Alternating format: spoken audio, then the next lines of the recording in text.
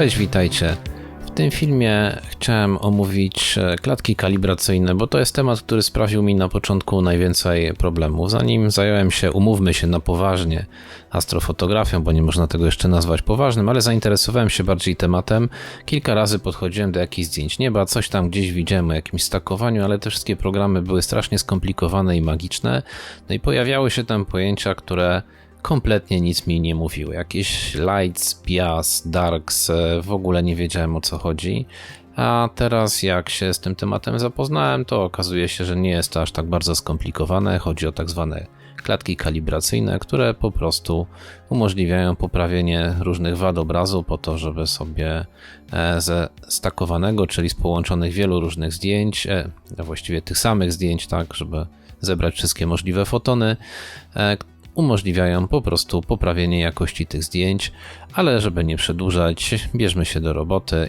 Omawianie klatek kalibracyjnych zaczniemy sobie od darków. To są, jak widzicie, na razie prawie całkowicie czarne zdjęcia, choć to tylko pozór, które robimy bezpośrednio. Najwygodniej je robić po tym, jak zrobimy już sobie normalne zdjęcia nieba. Wystarczy założyć kapsel na obiektyw i zrobić jeszcze 10 do 100 takich zdjęć, w zależności od tego, ile zrobiliśmy wcześniej tych zdjęć podstawowych, ale z zasłoniętym obiektywem, czyli całkiem ciemności, bez zmiany jakichkolwiek parametrów. Chodzi o to, żeby wyciągnąć wszystkie możliwe szumy, które powstają jako efekt takiego po prostu przegrzewania się matrycy, różnego rodzaju nie tylko szumy, ale też hot pixele. I teraz zobaczcie, jak ja tutaj podciągnę ekspozycję takiego teoretycznie czarnego pliku, to okaże się, że pierwsze co wyłazi to hot pixele, widać je wyraźnie, ale zobaczcie, ile jest też szumu, tak? Tak to tak naprawdę wygląda, czyli tego szumu jest tutaj mnóstwo i ten szum w trakcie składania, jeżeli mamy porobione darki, można po prostu od finalnego obrazu odjąć, a te wszystkie punkty to widzicie są hot piksele po prostu w różnych kolorach, które powstały dlatego, że matryca się przegrzewała. No i tyle, jeśli chodzi o darki.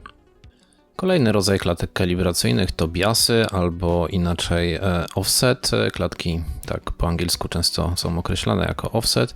To są z kolei klatki, które służą do tego, żebyśmy mogli z finalnego zdjęcia oddzielić szum, który powstaje wskutek po prostu działania elektroniki. Ja je robię niemalże tak samo jak robię darki, czyli tej samej sesji, w której robię zdjęcia nieba.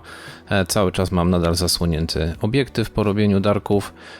Zmieniam tylko i wyłącznie czas na najkrótszy, jaki mam w aparacie. No i w moim Canonie R6 to jest 1:8000 i znowu mamy teoretycznie czarne zdjęcie, ale zobaczcie, ono tak naprawdę czarne nie jest. Jak je tutaj zaczniemy wyciągać szumy z niego, no to okazuje się, że tego szumu takiego podstawowego też trochę jest i ten szum znowu można oddzielić, więc biasy zdecydowanie warto robić. Nie wiem, czy będzie to widać na YouTubie, ten szum jest kolorowy również, więc tym bardziej warto to robić, bo pozbywanie się później szumu jest dużo trudniejsze.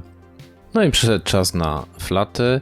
Flaty służą do tego, żeby wyeliminować winietę, którą często obiektywy mają, albo i nie tylko obiektywy, ale przecież też teleskopy.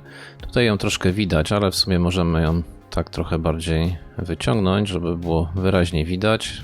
To są zdjęcia z Canona 135 mm przy maksymalnym otworze przysłony. Jak widzicie, ta winieta jest dość poważna, czyli znowu kilkanaście do 20 takich klatek zwykle pozwala wyrównać naświetlenie zdjęcia finalnego, po to, żeby tego efektu nie było. Obraz, jaki dostajemy prosto z aparatu, no nie bardzo przypomina to, co mamy w finalnym zdjęciu.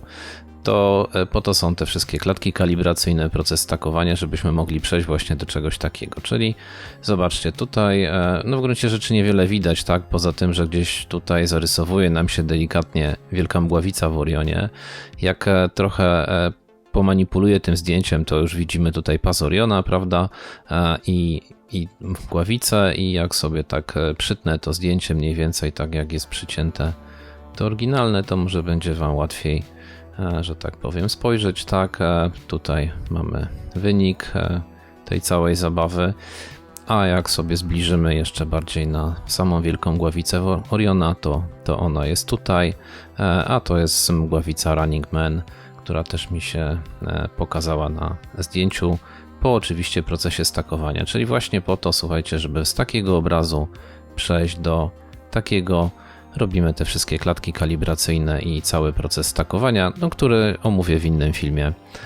Ok, no to zróbmy takie szybkie podsumowanie z małymi przykładami. Dobra, jeżeli robimy sobie klatki poszczególne, na przykład z czasem 5 sekund, no to darki robimy też z czasem 5 sekund. Biasy robimy w moim aparacie 1/8000, a w innym aparacie, który może nie ma tak krótkiego czasu, będzie to 1/4000 na przykład. Natomiast flaty robimy z czasem, który wyjdzie nam ze światłomierza. O flatach zapomniałem wcześniej powiedzieć, że możemy je spokojnie zrobić w domu, bo potrzebujemy tylko wyświetlić sobie przed obiektywem płaską białą powierzchnię po to, żeby i ustawić naświetlenie. Ja nie zmieniam żadnych parametrów, ostrości, długości ogniskowej czy ISO, dobieram tylko czas taki, żeby mieć poprawnie naświetloną klatkę i wtedy robię flaty, dlatego napisałem tutaj ze światłomierza. Jeśli chodzi o przysłonę, no to przysłonę nie ruszamy, ja nie ruszam przynajmniej w żadnych zdjęciach, ją raz ustawię tak jak robię lighty, tak robię wszystkie później klatki kalibracyjne. Jeśli chodzi o ISO, analogicznie ISO, na jakim robiłem zdjęcia, trzymam na wszystkich klatkach kalibracyjnych bez żadnych zmian, przy czym warto dodać, że poleca się robić, tak jak zresztą mówiłem, że robię je w jednej serii z lightami, darki i biasy w takiej temperaturze, właściwie biasy niekoniecznie, ale darki należy robić w takiej temperaturze otoczenia, w jakiej znajduje się matryca, tak, bo ten szum generowany przez ogrzewanie się matrycy będzie inny w warunkach, kiedy jest na zewnątrz ciepło, inny kiedy jest zimno, dlatego należy je robić w tej samej temperaturze.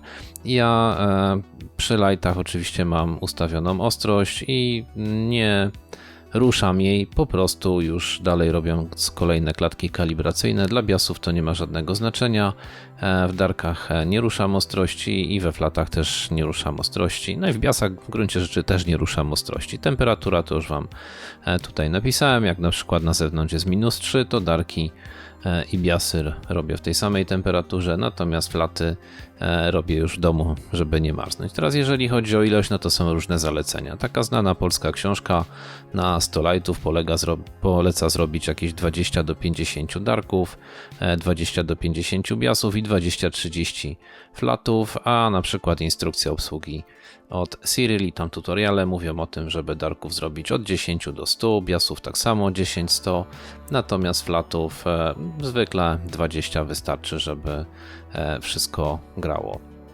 A teraz, żeby nie przedłużać, kończymy już. Na zakończenie jak zwykle poproszę Was o komentarze, łapki w górę i każdą możliwą reakcję na film, czy Wam się podobało, czy nie.